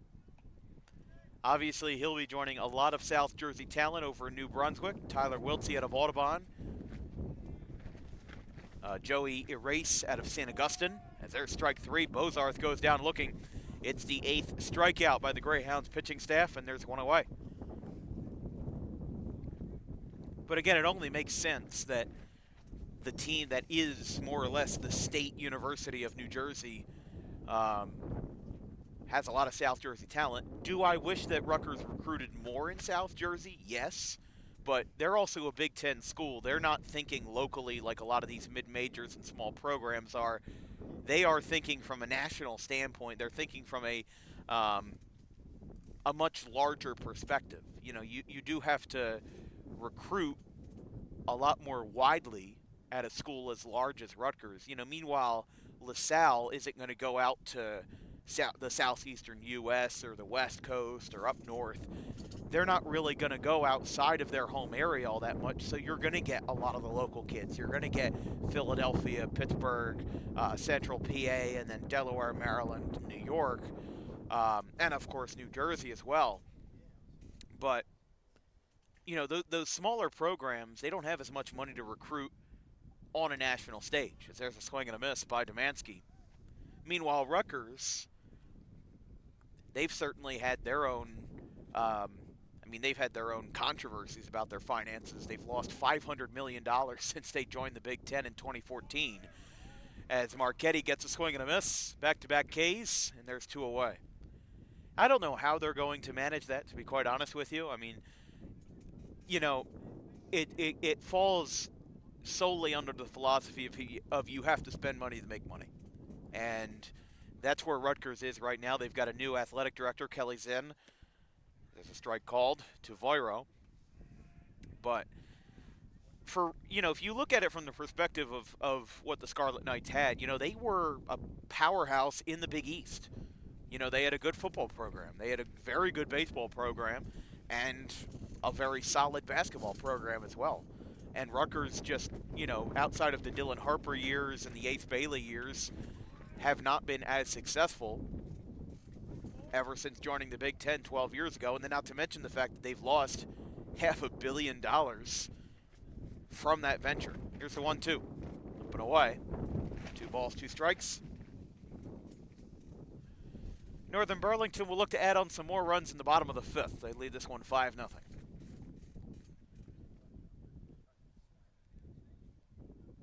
2-2 from the future Scarlet Knight, and he's got 3 Ks.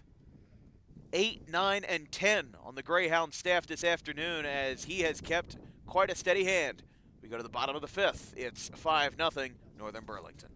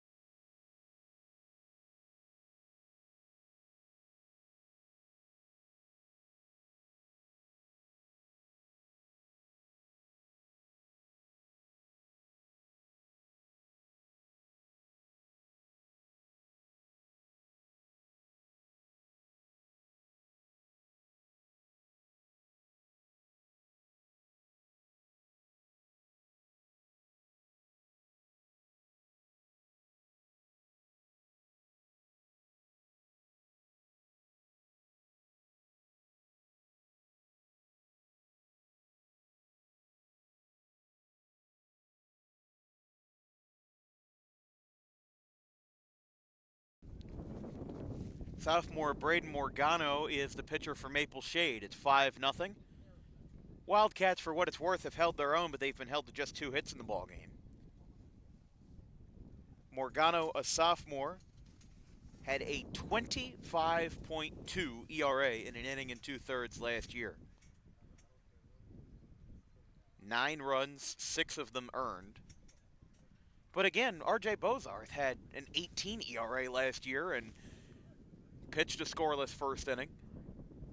Sometimes, though, the ERA and these collective stats are very much defined by a bad performance. Just one. Everything else can be okay, but if you have just an off night, a bad night, it can really throw you off. As that's exactly what it was, as he had 2/3 of an inning in that Burlington Township game and then had 1 inning versus Bordentown on April the 16th, gave up 4 runs. But that Burlington Township game was one that was definitely one of the weirder games that I've even looked at a box score of, because Burlington Township in the 6th inning of that game scored 19 runs. I don't want to know how long that inning took or how long that game took, because Burlington Township won the game 22-10. They were only up by, actually I think they were down. It was something like 5-2, 6-2. Burlington Township in the 6th inning comes out and scores 19 runs, and then they win the game by mercy rule after Maple Shade scored 2, and it was 22-10. There's a strikeout. First out of the 5th. So it'll be 7, 8, and 9.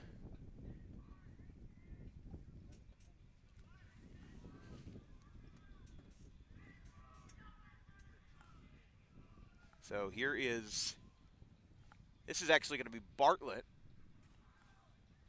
the right fielder. He was defense only for the first half of this ball game, now comes into the lineup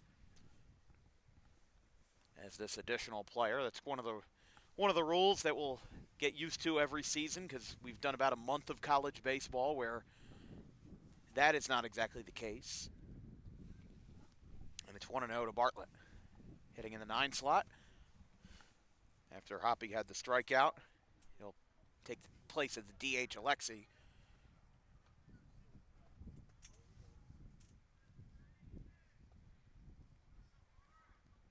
Jake Bartlett, the senior utilityman, went 1 for 4 in a small sample size last year. There's a strike called.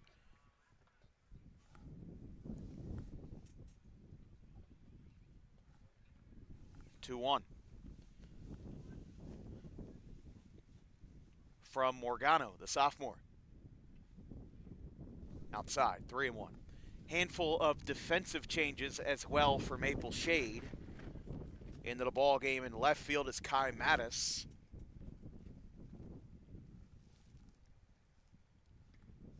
And that's ball 4. Also into the game in center field, it's number 27. Don't have the gentleman's name, though. That one's going to be ball 4 again. Send us back to the top of the order for Brett Wallowak.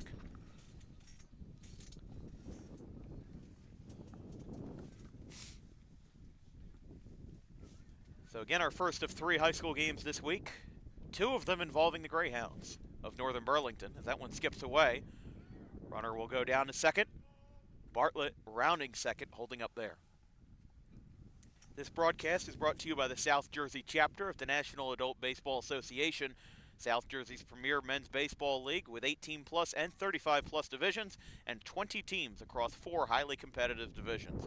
Visit SouthJerseyNABA.com for more information as games start this week, but it's never too late to join a team. 1-0. Swing and a miss, 1-1. So it'll be Wallowak and then Marchetti and Liam Vellet. Mentioned that our next high school game will be on Thursday, on a day that's supposed to be 72 degrees.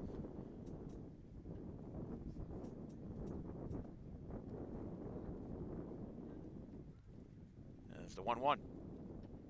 At the knees, strike called. 1-2. So we'll see Northern Burlington again on Friday at Bordentown. Should be a fun game. That was the game we originally had on our schedule, but never hurts to double dip. There's the 1-2. That one's fouled. Got a piece of either the catcher or the umpire, and it's 1-2. You ever have that happen to you, Dave? Foul ball comes right back and gets you? Yeah, off an elbow or something. Yeah. Sometimes the hand. The hand is definitely the worst. Well, just like especially today, the real feel here in Columbus is 29 degrees. Over 15 degrees colder than what the actual temperature is. As this ball's lifted out towards right field, going back, Wells to the wall. He makes the catch right in front of the fence. Aaron Wells keeps this one in the ballpark. Well, I mean, he alone didn't keep it in the ballpark, but it's a deep fly ball to right. It gives us the second out of the fifth.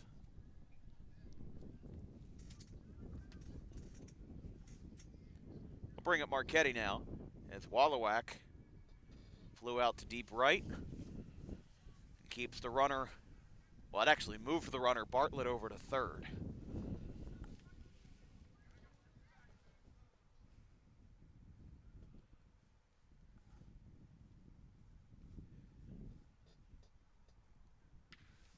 Marchetti on the ground, bobbled it first. He'll grab it and he'll get the tag, or excuse me, get the bag over at first to retire the side. We're through 5. Going to the top of the 6th, it's a 5-0 Northern Burlington lead.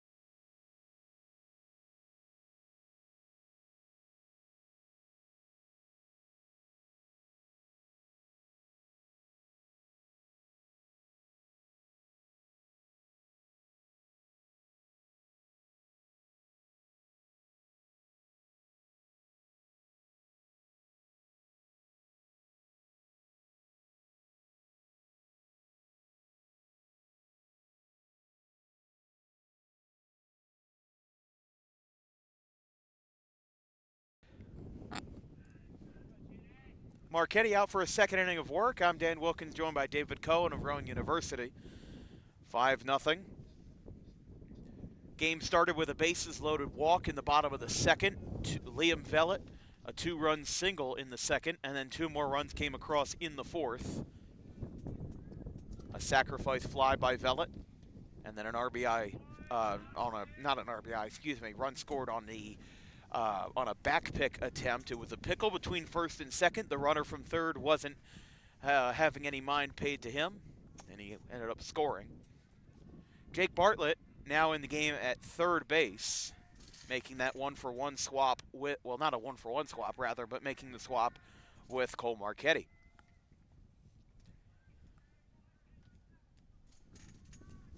If you're just joining us, though, Maple Shade held off the board. Just 2 hits for them, 4 base runners all told. Upstairs, Northern Burlington as a staff has 10 strikeouts. Jordan Gilligo had 7. And now Cole Marchetti with another 3. Struck out the side in the 5th, and he'll add on another in the 6th. Right down the middle. That ball went in the left field on the throw around the diamond, and there's one away.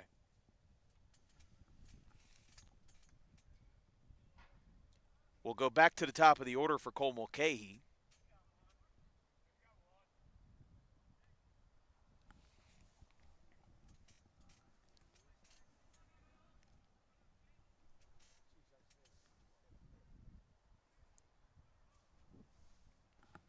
Want to know? It is an interesting story. Oh, excuse me. That one's going to go out towards the pitcher's mound. Picked up by Marchetti. He'll throw it to first. And he is, what's the call here? I think he did not get in there. He's out. Super tough play over at first, but Mulcahy's retired. What a play. Fantastic play. Northern Burlington's defense helping him out again.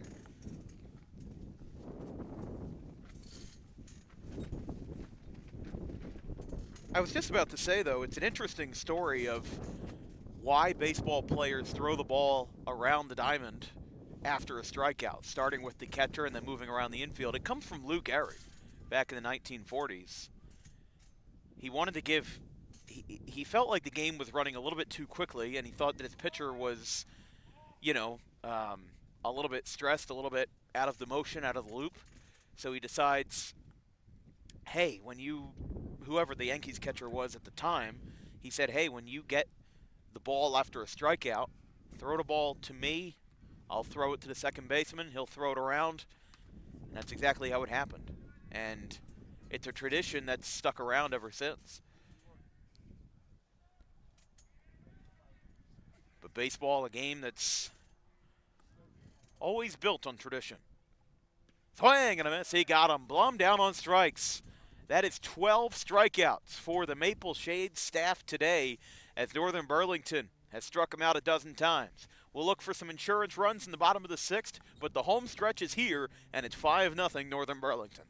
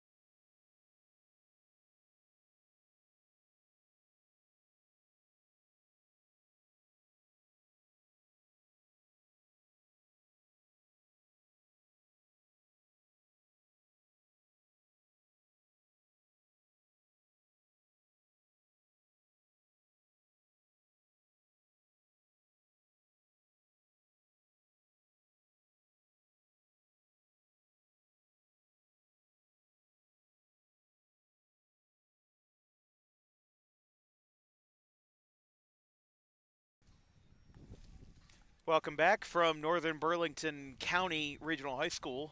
It's a bit of a mouthful. That's why they call it Northern. Northern Burlington, whatever, NBC. Got Morgano facing Morgeson here in the bottom of the 6th inning.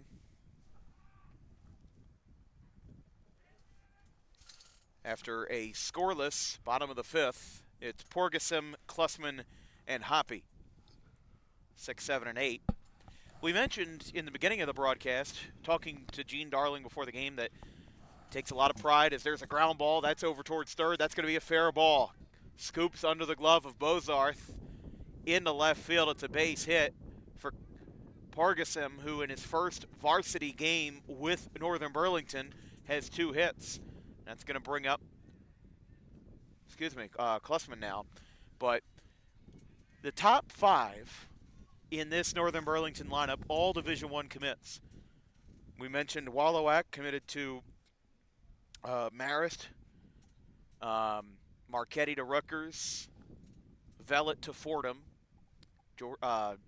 Downey to Villanova, and Jordan Gilligo to Wagner in the Northeastern Conference. But then, I mean, it's like this lineup is split in half, and I'm not saying that in a negative way. I'm saying it in terms of experience.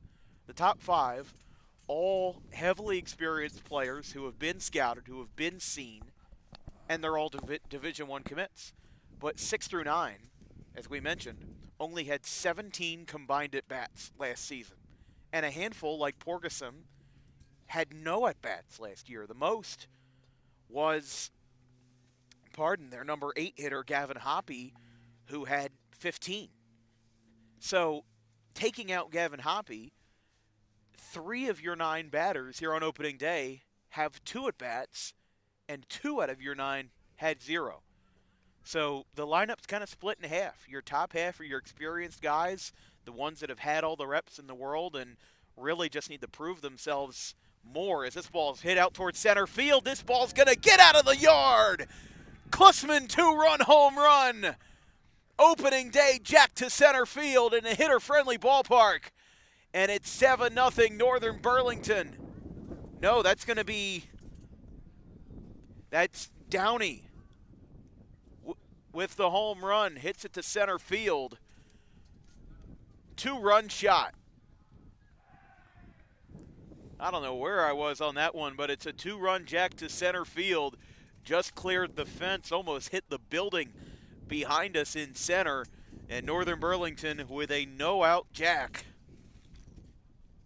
We knew it was coming, and there it was, man. That ball was back near this building right here, hitter-friendly, but that was a shot. With the wind blowing out, had a feeling we'd see at least one of them today. As the batter will now be Vasil for Northern Burlington. Number 44, Jake Vasil, hitting for Downey. This is his first at-bat, or rather hitting for Porgasim. This is going to be his first at-bat as well.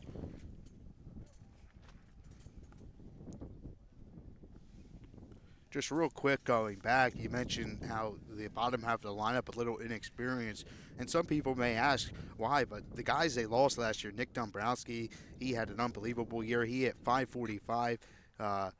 Nick Filipino, .365. They had a lot of guys last year that also led them to the state title, but I'm not saying the bottom half of the lineup can't do that again this season. Yeah, not only that, I would say as well, think about the circumstances of today's ball game. It's very early in the season. It's opening day.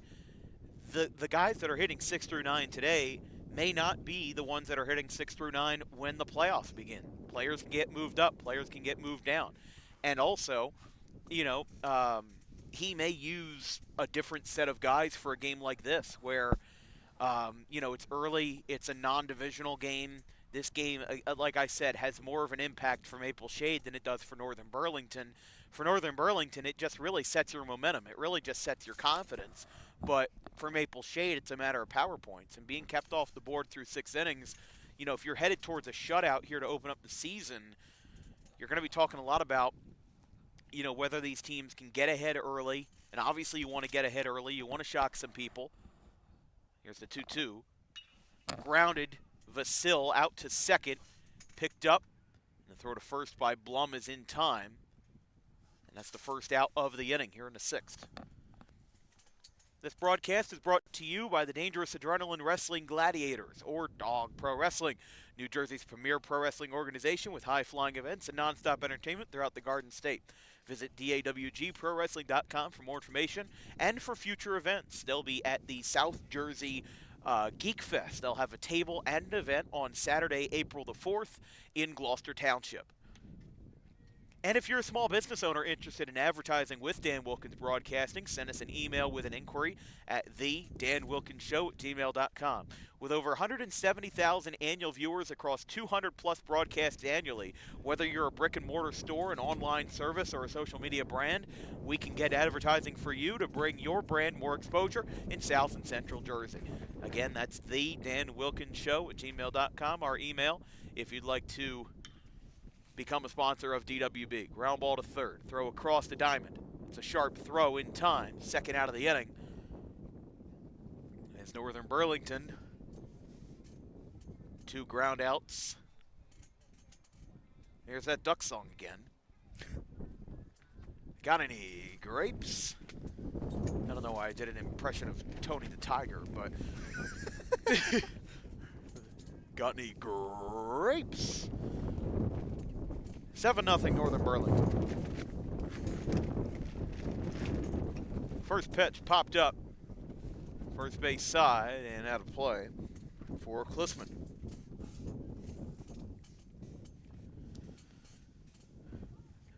Would have to wonder if grapes are poisonous to ducks. I mean, they're poisonous to dogs. Can't give a dog a grape. Can't give a dog a lot of fruit. It's a good question. Should get back to me on that. Will do. I mean, if you're back in 2010, 2011, 15 years ago, and you're writing the duck song, do you consider the fact that that could be poisonous to ducks? I mean, the ducks, they eat the bread that I throw at them. So, you know, on the side of the lake. But the 0-2 is a ground ball. Over the middle, Mulcahy on the run. Great play, great throw. He got him. Mulcahy ranging to his left makes a great play to stop the bleeding. But a 2-run home run to center field by Jordan Downey puts an exclamation point on this game as we go to the top of the 7th inning. It's the Greyhounds 7 and the Wildcats 0.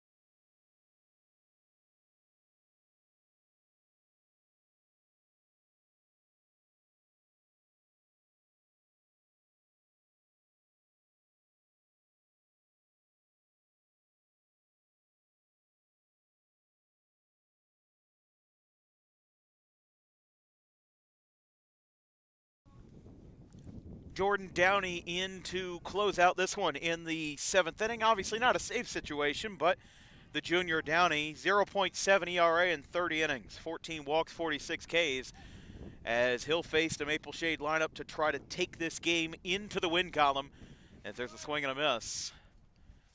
As Northern Burlington will begin their road to Rutgers, and they'll look for a win today. Morgano, Stanton, and Wells. Another strike called, 0-2. We have our answer on if grapes are bad for ducks, and we'll get to it after this pitch. And the 0-2 is upstairs. So in general, what we would call people food, this is according to Tufts University, is not good for animals or waterfowl, but they recommend that you buy waterfowl feed or duck pellets, but other healthy foods do include seedless grapes cut in half, shredded kale, and romaine lettuce and grain, which includes wheat, barley, and oats. So if you do decide to feed your duck that walks up to a lemonade stand, make sure you cut your grapes in half. And they're seedless. Yes, got to look for that. 2-2 is a strike three call. That's 13 strikeouts for the Greyhounds pitching staff.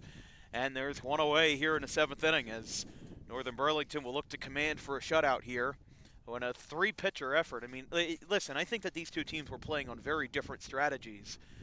Maple Shade, obviously, you talk about what R.J. Bozarth was able to do. Really had an impressive first inning. Second inning kind of broke down a little bit.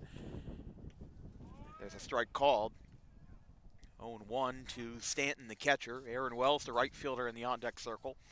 But these two teams were playing on pretty different strategies. I mean, Maple Shade, I think they had their pitchers on a pretty tight leash, really being able to swap them out pretty quickly. Northern Burlington, though, they let Gilligo go 4 innings. Marchetti went 2, and now Downey's going to try to finish out the 7th here. They're going to call this a hit by pitch on Nick Stanton. That's what I thought. I didn't know if it got a piece of him. I didn't know if it got enough to get the call. Again, we're set up in the outfield, definitely a little bit hard to tell. We'll have a better angle when we're in Bordentown behind the plate on Friday.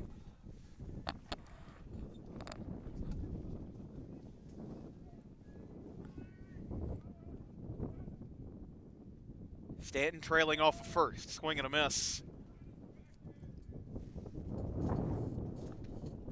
0-1. So again, we'll see Northern Burlington not only on Friday, but May the 7th versus the Ranney School in the Shore Conference. And then again on May 22nd, either the 21st or the 22nd versus Morristown, one of our last games of the regular season. It's 0-2. And that wind continues to whip.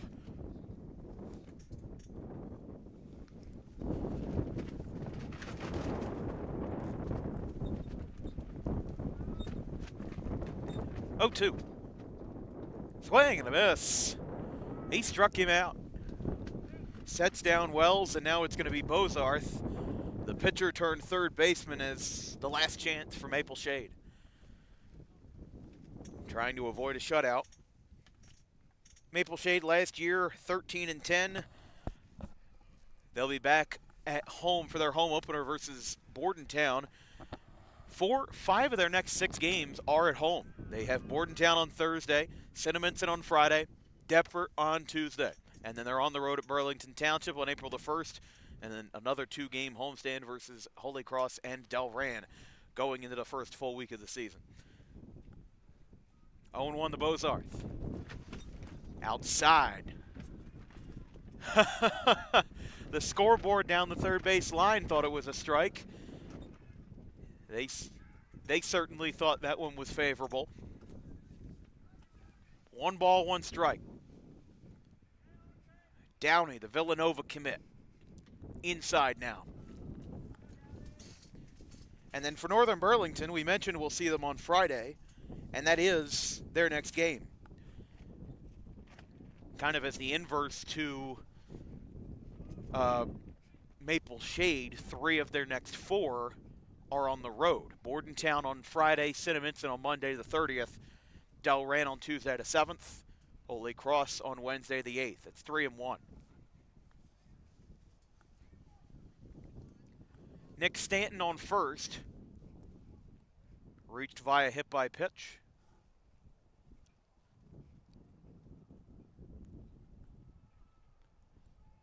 3-1. Called a strike. Down to the last strike here in our first game of the season. Opening day baseball here from a brisk and chilly Columbus, New Jersey, here in Central Jersey. BCSL action. Maple Shade 0, Northern Burlington 7. Downey looking to finish the job. The 3-2. Swing and a miss, and that's the ball game. A shutout victory for the Northern Burlington Greyhounds. They take care of the Maple Shade Wildcats by a final score of 7-0. A home run late in the 6th got the insurance, but really, from start to finish, this was a dominant performance by Northern Burlington from the first pitch to the final one. Yeah, the defense and the pitching was just excellent today. All three pitchers, a bunch of Ks and a couple good plays in the field. I think the offense can improve a little bit. It's tough in the cold weather, but they did manage to come up top. They hit a home run, but we're used to this team scoring a little bit more runs, but a good start for the year for the Greyhounds. Yeah, I definitely didn't really know what to expect. I mean, listen, we picked up this game at 12:30 today. 3 runs came across in the 2nd, 2 more came across in the 4th, and then another 2 in the 6th inning gave themselves their first win of the year. But for one of the only teams in the state that's going to be playing today, it's a good start. It's a good way to get ahead early, get your foot in the door, get your feet wet. And today you're not getting your feet wet. Your feet are turning into blocks of ice. But for Northern Burlington, it was a fun game, and they really just seemed like they were the guys to beat today. And they're the guys to beat every day in South Jersey as the Group 3 state champions. So that'll be all for us tonight here from the farm, as they like to call it, here from Northern Burlington. Our next broadcast will be tomorrow with junior college baseball between Hartford Community College, the Fighting Owls of Maryland, and the RCSJ Gloucester Roadrunners. From our entire crew, our social media coordinator, Haley Mejia, our graphics crew, Gavin Van Rel, Caleb Lane, and Carson Rosso. My producer and color commentator, David Cohen of Rowan University. I'm Dan Wilkins. We'll see you tomorrow with slightly warmer weather ahead with the final score, Northern Burlington 7, Maple Shade 0. Have a good one, folks.